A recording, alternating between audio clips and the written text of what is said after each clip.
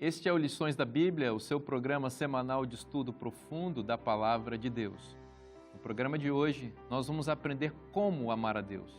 Em Deuteronômio, Deus prescreve a maneira como deseja ser amado. E isso passa por nosso amor ao próximo, ao órfão, ao pobre, à viúva e ao estrangeiro.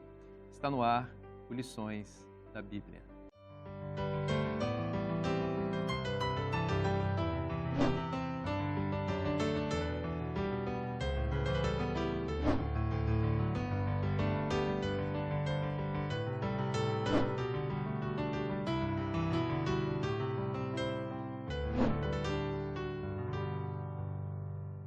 Esta temporada está muito especial, estamos estudando com atenção o livro de Deuteronômio, estamos aprendendo coisas essenciais e importantes que Deus deixou registradas nesse livro muito importante das Escrituras. E eu tenho a alegria de, mais uma vez, compartilhar com vocês o estudo da Palavra de Deus com esses meus amigos que gentilmente aceitaram o nosso convite para passar essa temporada conosco. Eu, mais uma vez, apresento a vocês o pastor Diogo Cavalcante. Pastor Diogo, muito bom ter você aqui conosco mais uma vez. Eu que agradeço, fico muito feliz de estar aqui. E também o nosso amigo pastor Daniel Carvalho. Seja bem-vindo mais uma vez, pastor. Obrigado, pastor Vinícius, aos amigos. Mais uma semana juntos. Que benção. É isso aí. E o pastor Elias Brasil de Souza. É uma alegria recebê-lo aqui mais uma vez. Seja bem-vindo, pastor. É um prazer estar aqui. Eu gostaria que o senhor fizesse uma oração para a gente. Oremos. Nosso Deus, nosso Pai, muito obrigado pelo privilégio de estudarmos a Tua Palavra. Dá-nos o Teu Espírito para que possamos compreendê-la e aplicá-la em nossa vida. Em nome de Jesus. Amém. Amém.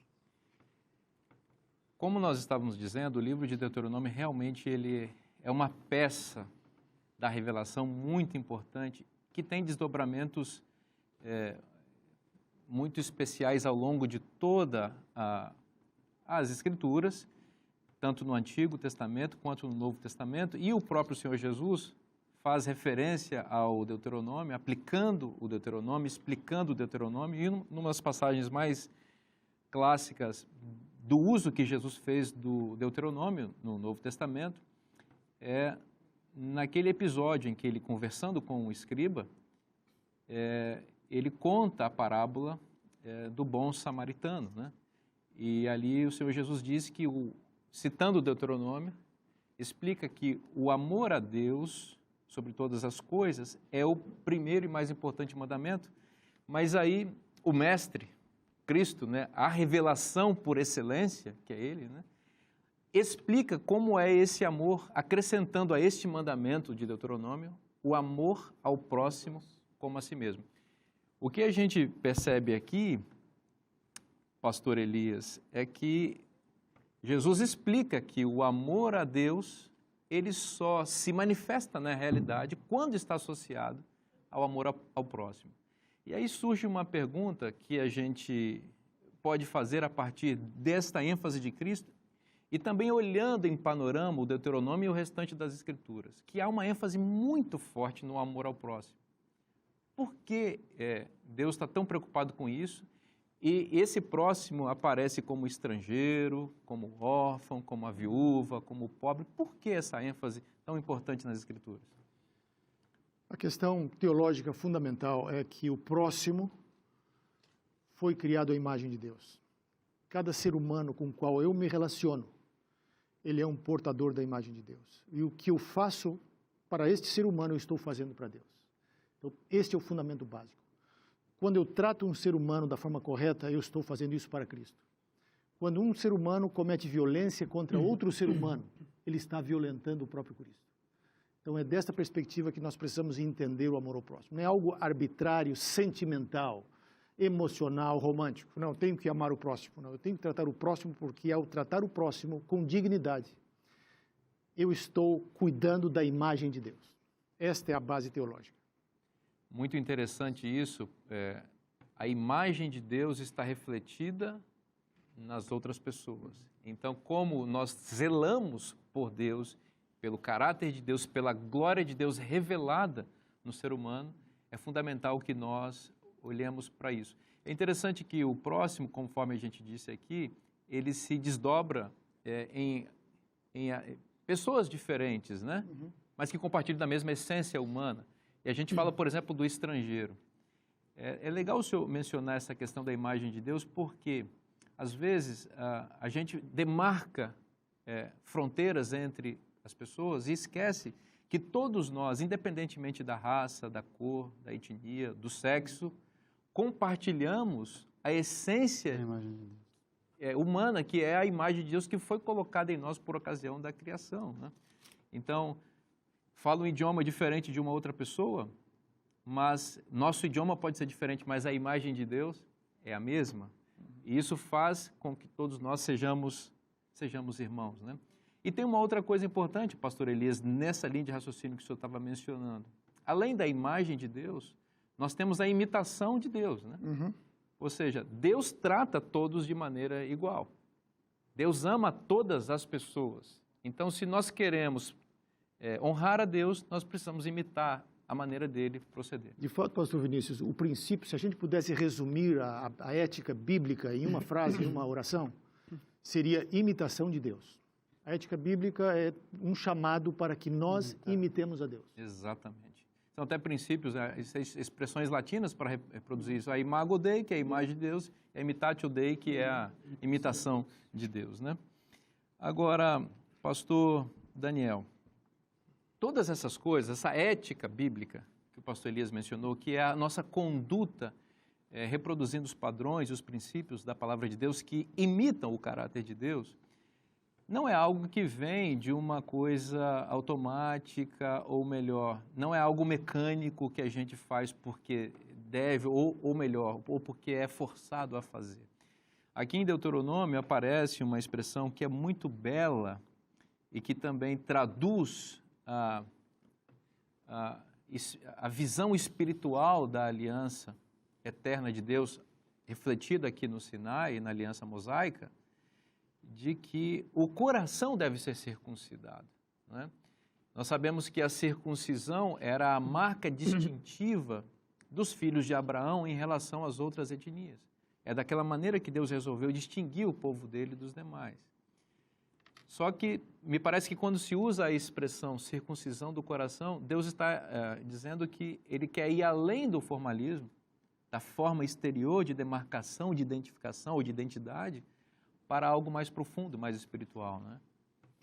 Pastor Vinícius, pastor Elias mencionou a ética na imitação de Deus, tê-lo como exemplo, que ele seguia suas orientações. E quando Moisés chama a atenção do povo, em nome de Deus, para esse aspecto, que é o de circuncidar o coração, então o povo já tinha compreensão da importância da circuncisão, tão importante que um episódio anterior, Moisés, inclusive, é confrontado em relação a esse aspecto. Então, Deus via com olhos atentos, esse é o sinal. Só que o povo não obedecia. O povo estava circuncidado, mas não obedecia. Quando a gente vai no episódio em Êxodo, por exemplo, Êxodo 6, quando Moisés diz, vocês estão ouvindo, mas vocês não estão escutando na realidade. É como se fosse a expressão, vocês têm ouvidos não circuncidados. Aí vem Jeremias e fala assim, e aí Deus está falando, mas vocês parece que não conseguem escutar. Vocês dizem, mas não dizem do coração. Então, sua boca não é circuncidada. E aí vem Deus agora e declara, eu preciso circuncidar o coração de vocês. É o capítulo 30, o verso 6, de Deuteronômio, o Senhor Deus circuncidará o teu coração e o coração da tua descendência.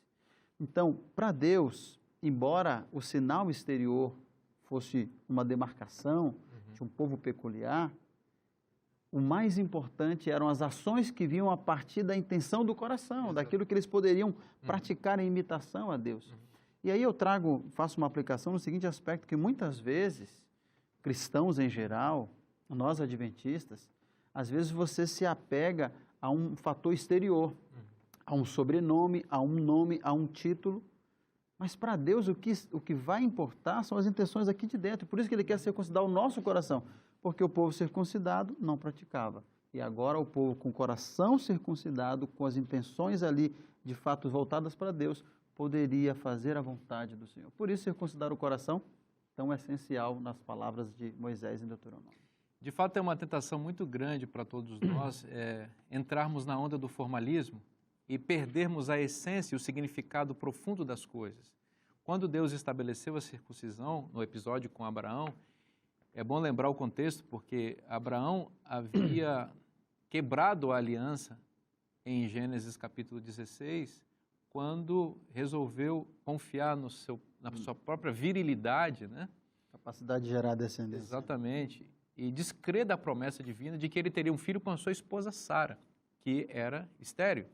Então teve o caso ali em que a serva Agar foi usada como essa, vamos chamar assim, como uma barriga de aluguel aí, para que a promessa fosse cumprida. Então em Gênesis 17, Deus renova a aliança com Abraão e aí resolve lembrar a Abraão de maneira mais invasiva, vamos dizer assim, de que é ele, não Abraão, que daria para Abraão a promessa do filho. Então a circuncisão ela tinha, entre outros elementos e outros significados, o papel de lembrar a Abraão em seu próprio corpo de que o poder vem de Deus, que o milagre viria de Deus e que não dependeria dele. Então, eu entendo que esse significado deveria estar presente em toda a descendência de Abraão para sempre. Olha, não é o nosso braço, não é a nossa força, não é a nossa virilidade, não é a nossa competência que vai fazer as coisas acontecerem. É Deus que está conosco. Mas eu creio que muito rapidamente, vamos dizer assim, ou melhor, em algum momento da história dos descendentes de Abraão, esse significado se perdeu e se tornou apenas uma marca no corpo, uma questão cultural, étnica, da qual alguns se orgulharam. Tradição, né? Uma tradição. Olha, teu filho já, não, você... E aquilo ficou ali sem significado. Mas Moisés diz, olha, tudo bem, circuncidem o coração. É como se fosse hoje, vocês precisam se batizar. E Jesus depois disse, né, de certa maneira, o batismo está associado com a circuncisão para nós. Né? É preciso nascer da água e do Espírito. Não adianta nascer só da água, tem que nascer do Espírito também. Né? Pastor Diogo, Israel quebrou a aliança no Sinai e Moisés simbolizou isso com a quebra das tábuas da lei. Né? Que elementos isso nos informa a respeito desse papel de renovação da aliança? Bom, aqui em Deuteronômio 10, né, Moisés relembra o fato. Né? O fato já estava registrado em Êxodo 32. E ao falar então sobre a entrega da lei novamente, ele diz ali que por causa da situação, né, da adoração ali do bezerro, ele com tanta ira diante daquilo que aconteceu, da possibilidade de Deus até ter derramado juízos e destruído o povo, não é? Ele então vem e quebra as tábuas da lei. E aquilo representa, segundo Ellen White aqui em Patriarcas e Profetas, página 320, que Deus estava rompendo o seu concerto com eles. E de fato, porque as tábuas eram chamadas de as tábuas da aliança, não é? Então, o que acontece depois disso? Deus rejeita o povo? Deus deixa o povo de lado? Não. Deus refaz as tábuas, Deus manda Moisés refazer as tábuas, era importante isso. E aí, então, ele reescreve os mandamentos. Imagine, Deus escreveu 2 vezes os mandamentos. Né? Ele reescreve os mandamentos e entrega a Moisés. E ele pede que dessa vez Moisés faça uma arca, em que ele coloca, então, as tábuas. E algo que é muito importante, a gente já mencionou isso aqui nos nossos programas nessa temporada, mas é importante que ao escrever a aliança, Deus não mudou a sua lei. Então vejam, Deus mudou a sua disposição, né, ou renovou a sua disposição de perdoar, mas Deus não reescreveu a sua lei. E o que isso tem a dizer para nós? Né? Mateus 5, versos 17 a 19, Cristo diz que ninguém pode mudar a lei de Deus, nem o i ou o tio passará da lei até que tudo se cumpra, e quem ensina de maneira diferente será considerado mínimo no reino dos céus. E então, nós vemos essa confirmação da importância, né, da lei de Deus. Ali no Apocalipse nós vemos que o povo de Deus, chamado no tempo do fim, próximo à volta de Jesus, é um povo que guarda os mandamentos de Deus. Então essa lei é algo que vem lá de trás, passa, né, perpassa toda a história bíblica e chega até nós hoje. E aí nós perguntamos, temos ou não temos que guardar a lei? Eu creio que sim. Muito importante essa reflexão, não é? Porque, de fato, houve ali uma quebra da aliança por parte de Israel, né? E Deus naturalmente reagiu a essa quebra. Lembrando que o episódio foi o episódio do bezerro de ouro, né? Em que Moisés estava no Monte Sinai, tendo ali, estabelecendo com Deus, vamos chamar assim, as bases daquele contrato, daquele acordo, e o povo, por causa da demora, da aparente demora, da tardança de Moisés no monte, começou a achar que não tinha mais condições, que Moisés talvez tenha morrido lá em cima. Então levantaram um bezerro de ouro, representando na mente deles, representando o Deus verdadeiro. Observe o sincretismo religioso que estava ali, né? Quebrando logo o primeiro e o segundo mandamento de imediato ali. Então, quer dizer, eles já destruíram a aliança com Deus. Então Moisés volta e, em nome de Deus, quebra ali as tábuas, representando a quebra da aliança.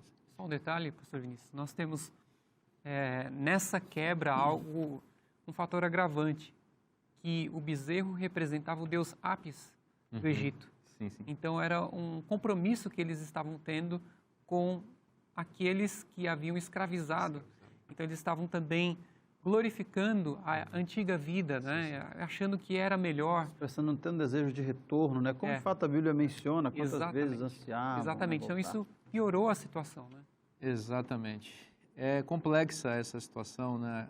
A quebra da aliança, mas o Deus da misericórdia, o Deus da graça, se manifesta ali, mas o ponto que você destacou que é muito importante. O perdão não anula a lei de Deus. Deus faz uma nova aliança com os mesmos princípios, estabelecendo a mesma forma, o método de salvação o mesmo. Isso, para nós, revela o seguinte: quando nós pecamos, Deus não rebaixa a norma para que a gente possa se ajustar ao relacionamento com Ele. Não, Ele mantém a norma no mesmo padrão, mas nos dá uma nova chance de nos adequarmos a esse padrão pelo poder do Espírito Santo, né? Vocês já sabem, mas não custa lembrar a importância de estudar a palavra de Deus dia a dia. É o maná diário que Deus manda para nós, é a sua palavra. E o nosso guia de estudos, a lição da Escola Sabatina, é a maneira sistemática que Deus nos oferece para estudar a sua palavra. Então, eu ofereço a você a oportunidade de conhecer esse material. A lição da Escola Sabatina é um produto da Casa Publicadora Brasileira. E se você deseja conhecer um pouco mais sobre esse e outros materiais, cpb.com.br. O Lições da Bíblia vai para um breve intervalo. Não saia daí, porque a gente volta já já. Mas o ponto importante é que Deus chamou Israel a praticar a empatia. A empatia é você se colocar no lugar do próximo, se colocar no lugar do outro, especialmente considerando que Abraão lá atrás havia sido um peregrino. Estamos de volta com o programa Lições da Bíblia, o seu programa semanal de estudo profundo da Palavra de Deus. E no bloco anterior nós estávamos conversando sobre a importância de ter o coração circuncidado para vivermos a ética divina de forma plena, amando as pessoas, o próximo, o estrangeiro, a viúva, o pobre, enfim, todas as pessoas com as quais nós nos relacionamos. Eu quero oferecer para vocês mais uma vez a oportunidade de conhecer os comentários de Ellen G. White sobre o tema do nosso guia de estudos dessa temporada. Eu digo para vocês que está simplesmente imperdível, porque essa autora, escrevendo com inspiração divina, traz para nós muitas pérolas, muitas bênçãos, que complementam e ampliam nossa compreensão da palavra de Deus, falam ao nosso coração e nos estimulam a viver de acordo com o padrão que Deus estabelece. Então, você precisa ter esse material precisa estar em sua casa, e se você deseja conhecer um pouco mais sobre esse e outros materiais, na Casa Publicadora Brasileira, é só acessar cpb.com.br.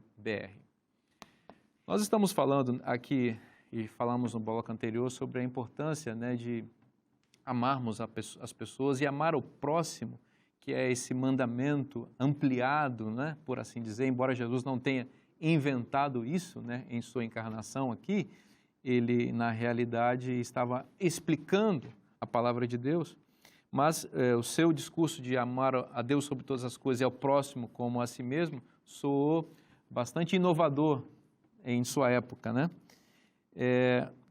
Agora, existe uma grande ênfase nessa questão do próximo. O próprio escriba, pastor Elias, perguntou: quem é o meu próximo? Né? Então, Jesus magistralmente contou a parábola do samaritano e ficou muito claro ali que o samaritano foi próximo daquele foi o próximo daquele homem que estava, daquele judeu, provavelmente, que estava ali à beira do caminho, enquanto os seus próprios irmãos da nação, um sacerdote, um levita, ficaram distantes deles, né, por assim dizer. Né? E aquele samaritano não conheceu divisão étnica e nada, não quis saber quem era, e viu ali no homem a imagem de Deus que estava desfigurada pela violência, e cuidando da imagem divina, ele foi ali e cuidou daquele homem. Né? Quem é o estrangeiro? Quem é esse estrangeiro que aparece nas Escrituras? O senhor falou um pouquinho sobre a motivação de amar o próximo. Agora fala um pouquinho disso. Quem é esse estrangeiro e por que nós também temos o dever de amá-lo, como as Escrituras apresentam?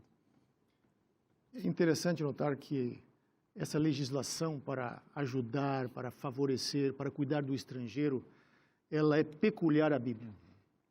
Das várias legislações que encontramos no Pentateuco, no Deuteronômio, a respeito da vida social de Israel, da vida econômica, muitas, a maioria delas tem paralelos em alguma outra cultura do Antigo Oriente. Mas a lei para cuidar do estrangeiro, ela é singular, só existe na Bíblia. Por quê? Muito provavelmente porque este conceito de que todos fomos criados à imagem de Deus. No Oriente Próximo, a imagem de Deus pertencia ao rei. Na Bíblia, todos nós somos criados à imagem de Deus. E o mais interessante aqui, um outro detalhe que poderíamos destacar também, é que uma das motivações para cuidar do estrangeiro é que Israel havia sido estrangeiro, havia sido escravo lá no Egito. Portanto, se vocês foram escravos no Egito, um dia tiveram deslocados e longe da sua terra, cuide agora daqueles que estão longe do seu povo e da sua terra. Por que esta motivação? Jesus contou uma parábola que eu acho que ilustra isso, é a parábola do credor incompassível. Aquele indivíduo fora perdoado uma dívida enorme pelo seu credor, mas quando ele encontrou o seu próximo, que lhe devia uma quantia bem pequenininha, ele se recusava a perdoar. Em resposta a isso, o credor que o havia perdoado ficou muito zangado. Por quê? Porque ao não perdoar o próximo, ele demonstrou ingratidão. Ele não reconheceu a enormidade do perdão que ele recebera. Então, por isso Deus está constantemente dizendo para Israel, cuidem do estrangeiro, porque vocês foram estrangeiros, não se esqueçam da condição de vocês. Ao cuidarem do estrangeiro, eles estariam imitando a Deus e valorizando aquilo que Deus fizera por eles. É muito interessante perceber essa ênfase do estrangeiro, do amor ao estrangeiro no Pentateuco, em especial aqui em Deuteronômio, porque embrionariamente essa ênfase antecipa aquilo que o Evangelho vai escancarar, não é? Com a teologia de Cristo e de Paulo, por assim dizer, em que os gentios, eles são abençoados com as bênçãos de Abraão e que não haveria mais um muro de separação entre Israel e as demais nações, porque todos poderiam se tornar filhos de Abraão pela fé, não é? Então, as barreiras étnicas e culturais que em algum momento se tornaram divisoras entre Israel e as demais nações caíram com o Evangelho, mas é muito importante lembrar que essas barreiras elas não foram erigidas por Deus, nem pela revelação. Elas foram interpretações equivocadas do próprio povo em algum momento para se proteger enfim, e acabou distorcendo isso, um pouco qual era o plano de Deus. Mas desde o princípio Deus se preocupa com o estrangeiro. Isso também já estava presente no próprio chamado de Abraão. A gente já falou muitas vezes aqui, em ti e em tua descendência serão benditas todas as famílias da terra. E aí, porque Deus sempre se enxergou como o pai de todos os seus filhos. Israel é o seu filho primogênito, por assim dizer, mas ele tem os outros filhos. E por meio da primogenitura de Israel, ele desejava abençoar todas as famílias da terra. Não é isso, pastor Diogo? Abraão também foi um estrangeiro, né? Sim, a Bíblia descreve Abraão como um ger, né? Ger é esse estrangeiro que é mencionado aqui na lição. E Abraão, nós lembramos aqui que ele caminhou, né, lá do norte, foi descendo para o sul, desde, né, ali a região do Eufrates, passou pela Síria, desceu, foi ali para a região de Canaã, chegou ao Neguev, foi até o Egito. Em todas essas terras ele foi um estrangeiro, ele foi um visitante, foi alguém que habitava as terras, mas não tinha 1 metro quadrado que pertencesse a ele, não é? Somente quando Sara morreu foi que ele conseguiu comprar uma caverna que foi paga com um bom valor ali. Mas o ponto importante é que Deus chamou Israel a praticar a empatia. A empatia é você se colocar no lugar do próximo, se colocar no lugar do outro, especialmente considerando que Abraão lá atrás havia sido um peregrino e agora o povo também foi peregrino e escravizado no Egito, foi tratado mal a certo ponto, e Israel tinha que lembrar, se eu fui tratado mal, eu não posso fazer isso com o outro. E esse é o inverso do que a psicologia ensina. Na verdade, é uma descrição, né? É um fato, que geralmente um abuso, quando a gente sofre um abuso, geralmente a gente passa para frente. A gente abusa do próximo. Se eu fui maltratado na minha infância, eu vou tratar meu filho mal. Se eu fui tratado mal no meu trabalho, se um dia eu me torno, vamos supor, um chefe, vou tratar mal as pessoas, né? E Deus nos chama a fazer o contrário.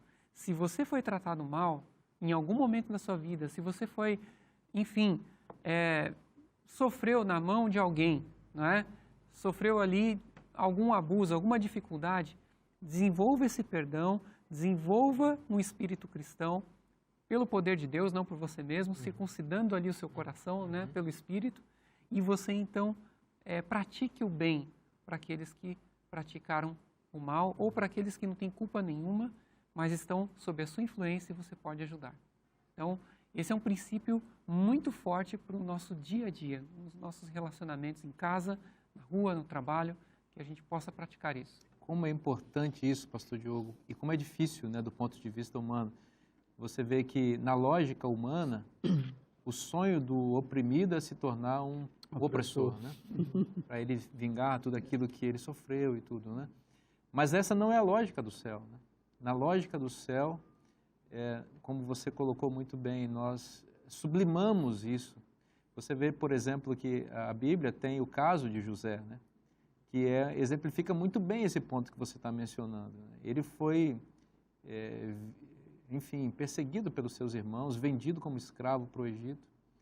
E quando ele estava na condição do vice-governador do Egito, do vice-faraó do Egito, governador de toda aquela terra, era o momento dele oprimir os irmãos que estavam nas mãos dele. Exato. Mas o senso de justiça, a ética do céu, é que reinava no coração dele. Veja, ele estava plantado no Egito, era uma figura essencial, importantíssima no Egito, mas a lógica do Egito não estava dentro dele.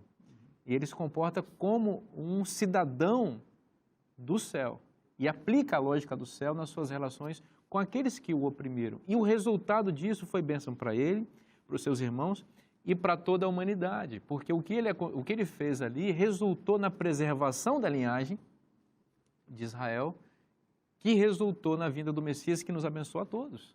Interessante aqui também que em Deuteronômio, né, só lembrando desse caso de José, quando os irmãos estão lá, ele prendeu os irmãos por 2 dias, e os irmãos estão lá, ele está pensando o que vai fazer, e ele chega para eles e fala assim, eu temo a Deus, então só um de vocês vai ficar. Eu achei interessante esse argumento, eu temo a Deus. Não é? Não fosse isso, vocês... E outro ponto aqui é que... Ele quase se entregou ali, né? Exatamente. E aqui, em Deuteronômio, tem um outro verso que eu me lembrei aqui, em que Deus fala para os israelitas tratarem bem os egípcios, porque vocês moraram na terra deles.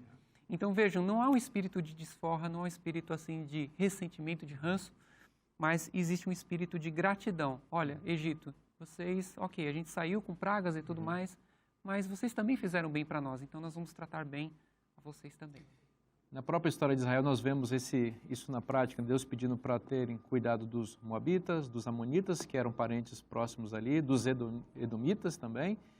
Depois, os de Gibeá também são acolhidos e são tratados bem naquele pacto que Josué foi meio enganado ali, mas a coisa são estrangeiros que foram acolhidos.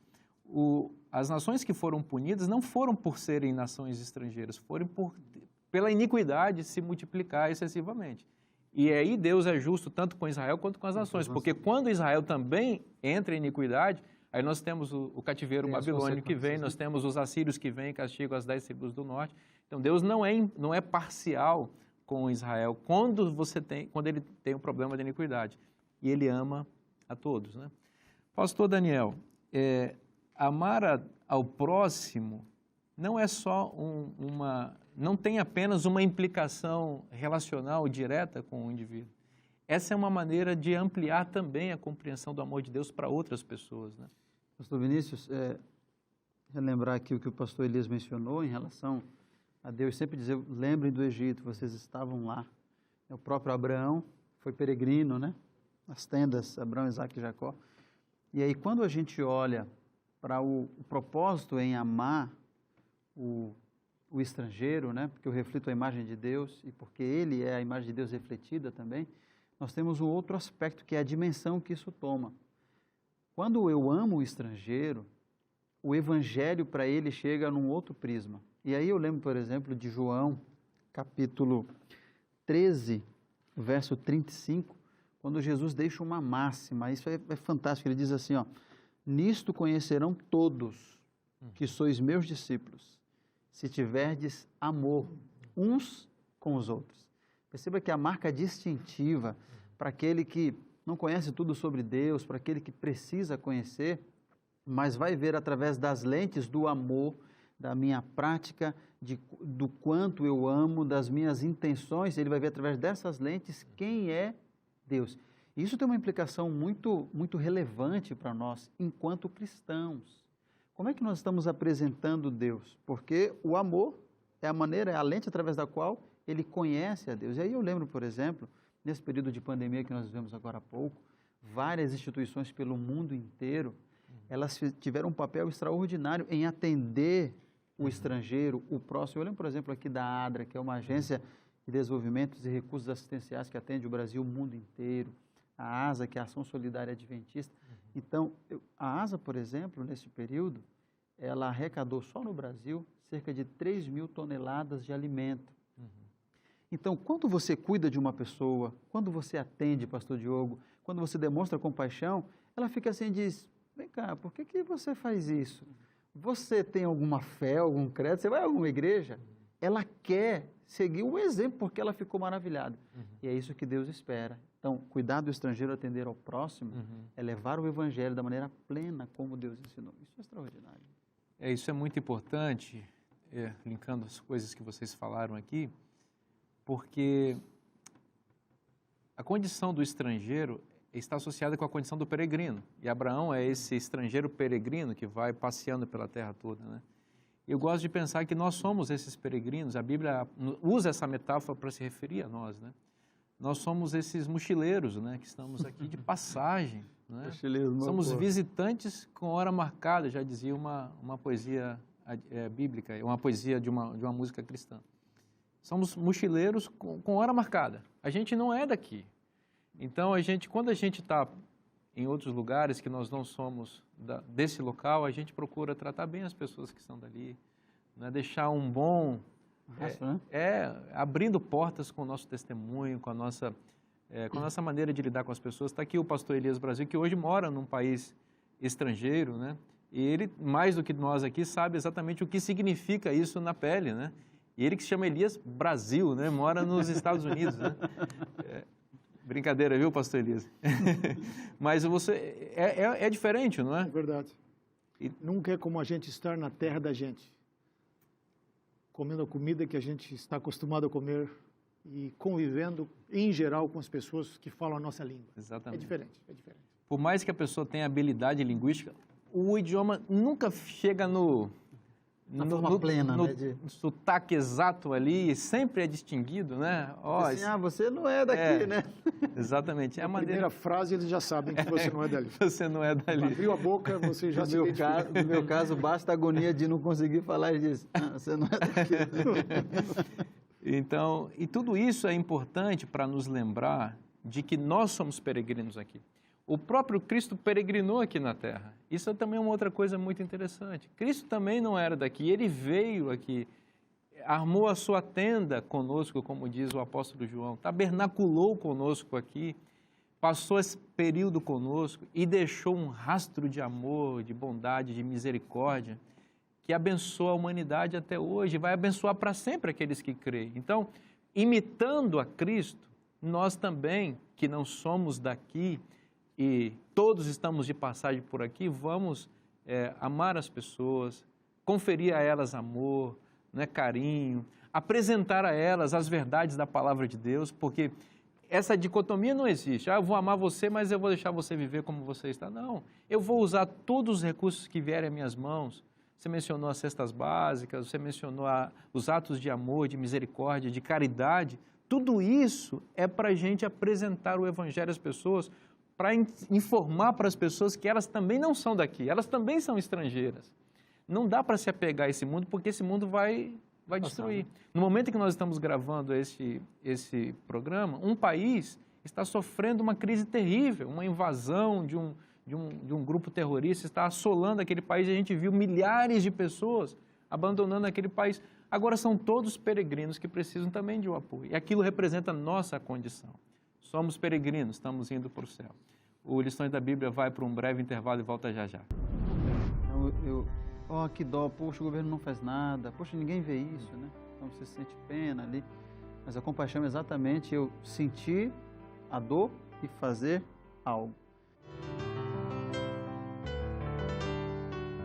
Estamos de volta com o Lições da Bíblia, o seu programa de estudo profundo da Palavra de Deus. No bloco anterior a gente conversou um pouquinho sobre o amor ao próximo, ao estrangeiro, ao pobre, à viúva, essas coisas lindas que Deus nos oferece, porque somos todos peregrinos aqui de passagem nesse mundo e precisamos, como Cristo, amar todas as pessoas, revelando a elas o seu amor.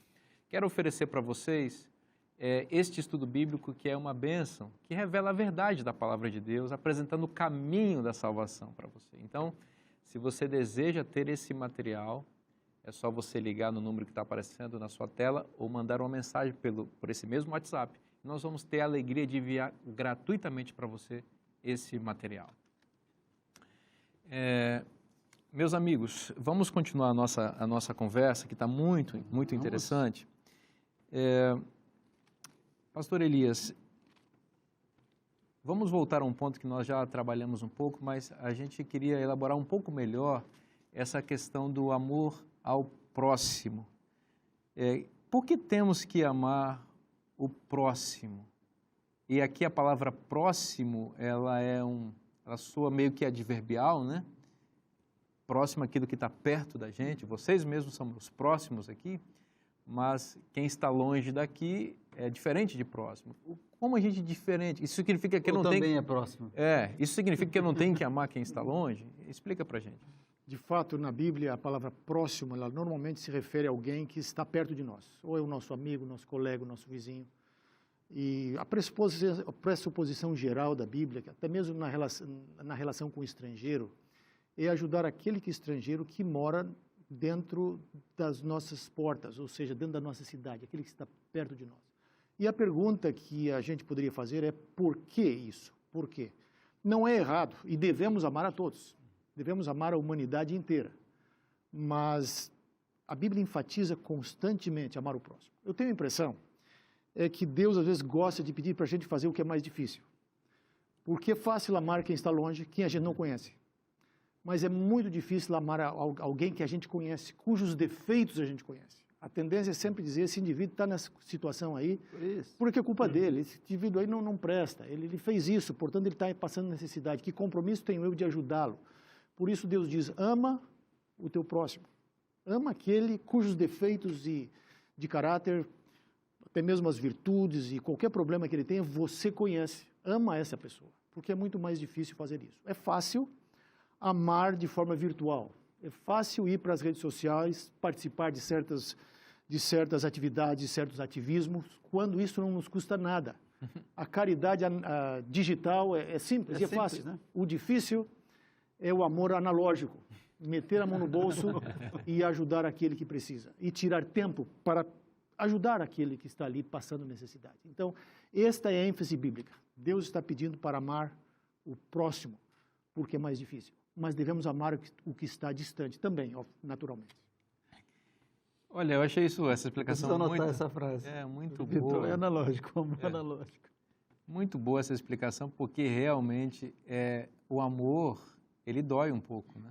O amor real, ele machuca um pouco a nossa natureza pecaminosa, né? Porque nós somos egocêntricos, egoístas, nós não gostamos de amar de verdade. Na hipocrisia, é bonito amar, né? Então, amar o que está lá no Afeganistão, está lá no Haiti, está longe de mim, que amor, que dozinha. Sem custo nenhum, né?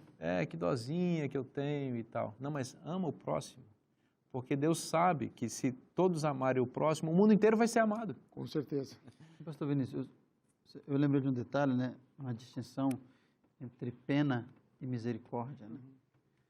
Então, pena, melhor dizendo, pena e compaixão, né? Então, que dó, poxa, o governo não faz nada, poxa, ninguém vê isso, né? Então, você sente pena ali, mas a compaixão é exatamente eu sentir a dor e fazer algo. Então, esse amar analógico é mais difícil, mas é para o qual somos chamados. E, de novo, nós temos a referência de Cristo, né? Porque ele realmente lá do céu olhou para a condição caótica aqui da humanidade e ele poderia ter feito esse amor virtual, né? Que pena deles lá embaixo, né? Fica eles lá embaixo. Ele não tinha nenhuma obrigação de vir aqui.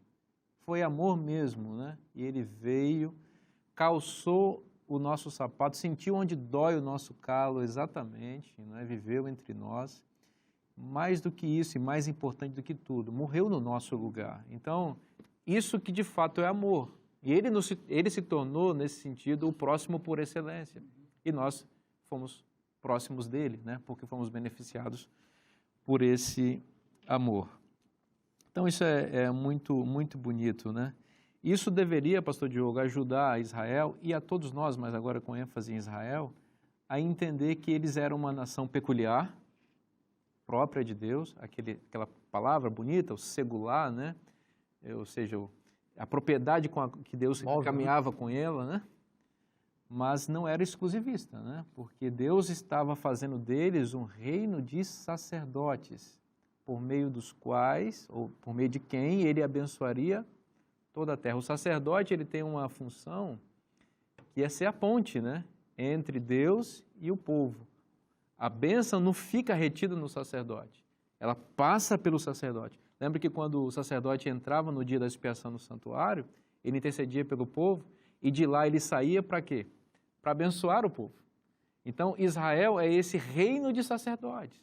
A nação como um todo, ela iria até Deus e representando o resto da humanidade e abençoando toda a humanidade. Nunca exclusivista, né? Exatamente. E esse conceito, né, ele é traduzido em ações práticas por meio de leis que protegessem os vulneráveis, né? Aqueles que estão mais suscetíveis à fome, a ficarem sem uma casa para morar, sem um trabalho, especialmente aqueles que não podiam trabalhar. Na realidade daquele tempo, as mulheres em todos os lugares não tinham como trabalhar. Era uma cultura, né, diferente, e especialmente também os órfãos, se a gente considerar que não havia um sistema de proteção, né, oficial como nós temos aqui. Então, existem várias leis aqui em Deuteronômio 1, 16, 24, 27, que protegem esses grupos vulneráveis e inclui também os estrangeiros. E aqui nós temos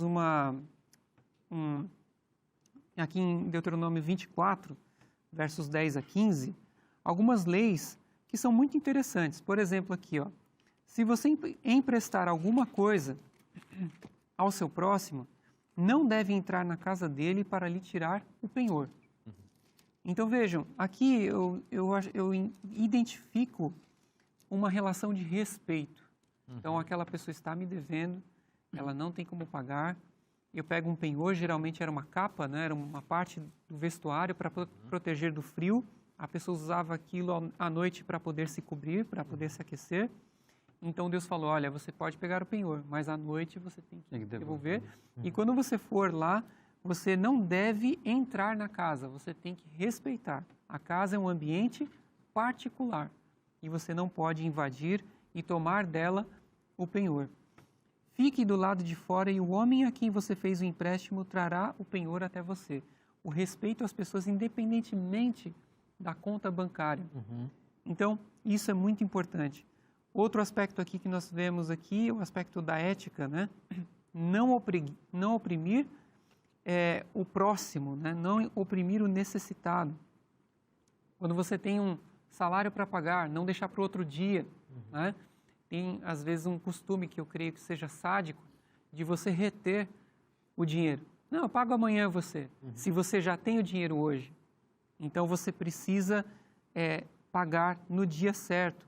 Diz aqui, pague-lhe, no verso 15, olha, pague-lhe o salário no mesmo dia, antes do pôr do sol, porque ele é pobre e a vida dele depende disso, para que ele não clame ao Senhor contra você e você seja culpado de pecado. Pastor Diogo, aqui no verso 14, na minha Bíblia, na minha versão, usa a palavra jornaleiro, não oprimirás o jornaleiro, que em boa tradução hoje seria o diarista, né? O diarista, Aquele que trabalha por uma diária de pelo trabalho. dia. Pelo Ele dia. precisa receber naquele dia para alimentar a sua família. Né? Exatamente.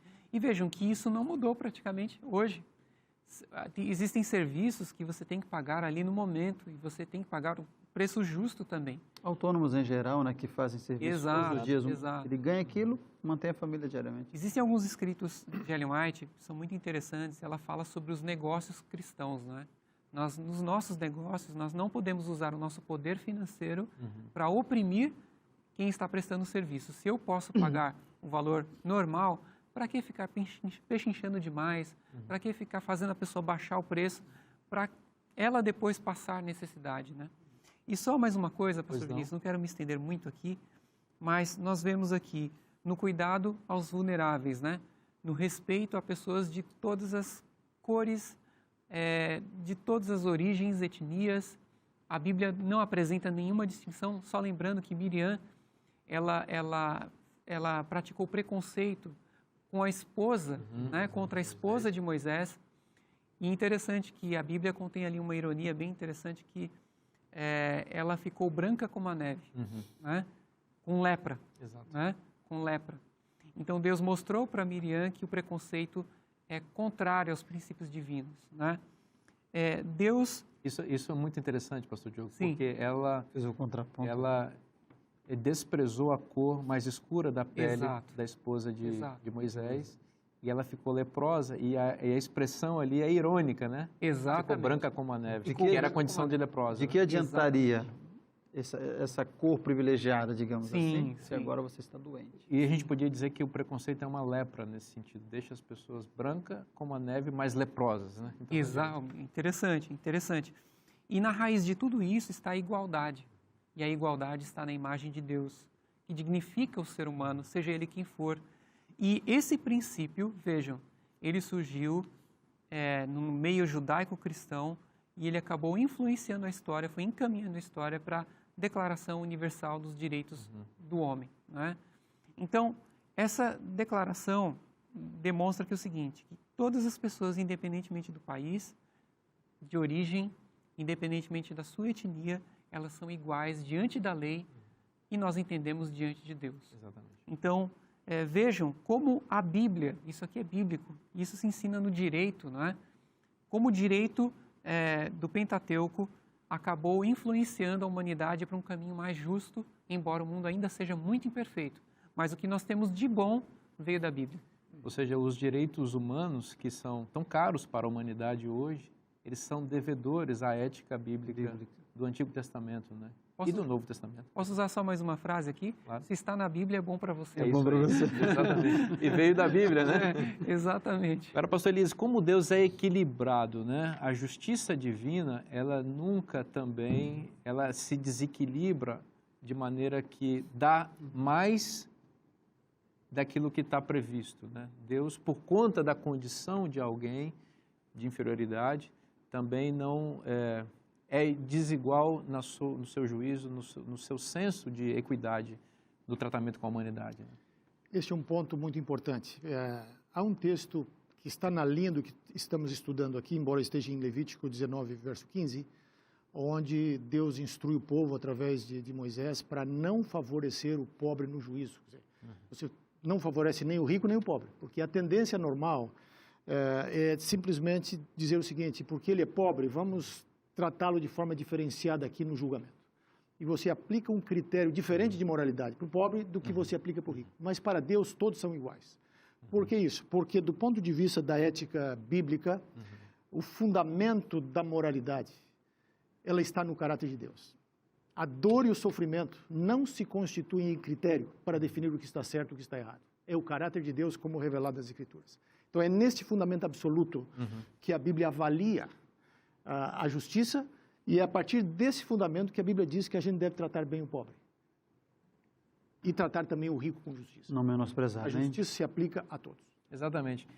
Deus é sábio, né? Os princípios para julgar as ações de todas as pessoas, independentemente da condição social, da etnia, são os mesmos. Agora, é verdade que o pobre, ele, por exemplo, ele não tem dinheiro para pagar o advogado, né? Então, ele vai ser desfavorecido no juízo, né? Fazendo uma contextualização aqui.